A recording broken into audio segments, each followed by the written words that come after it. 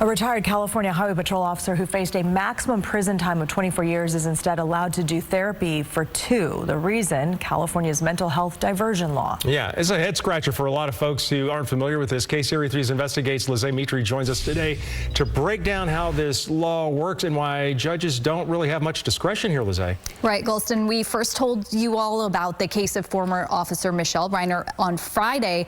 Since then, it's gotten a huge response from viewers, with some people wanting to know more about this law and how this could have happened. So let's take a closer look at this case. It started with a CHP internal affairs investigation into Michelle Reinert's traffic tickets.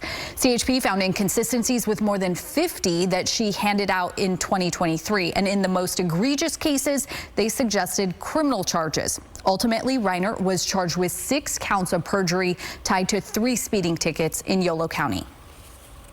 I wanted to take this case because this is the kind of officer that we need to go after aggressively. The evidence was overwhelming. The district attorney's office says Reinert's description of events was not matching what dash camera video showed actually happened. But a jury will not see that video. The whole case was put on hold after Reinert's attorney filed a motion for mental health diversion. And that's the part that has people talking. So let's just start right there. What is mental health diversion?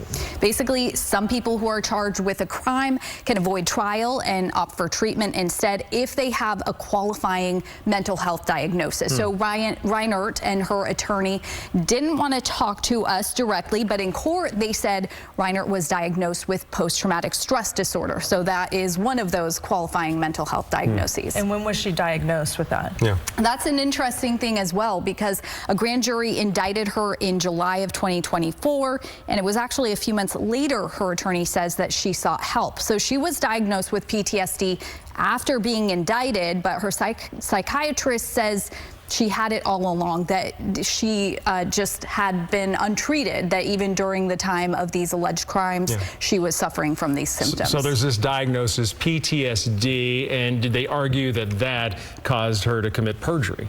That's the strange thing with the way the law is written. They don't even have to prove that. The defense doesn't have to argue that.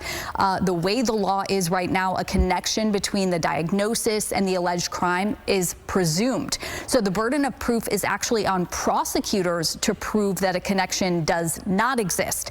And prosecutors say it's nearly impossible to prove a negative like that and meet that burden. So does a judge have any discretion when granting diversion?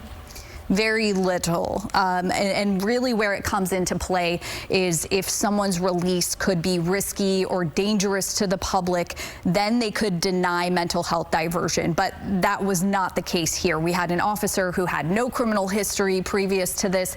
She had not even gotten so much as a complaint, her attorney said, in her 20+ years as an officer until just before she retired. And that's what sparked this internal affairs investigation. So a judge did grant diversion according to the law, and so now she just has 2 years of treatment. If she completes that, then the case will get tossed out. It's just gone. That's it. Lizzie, thank you for looking into that.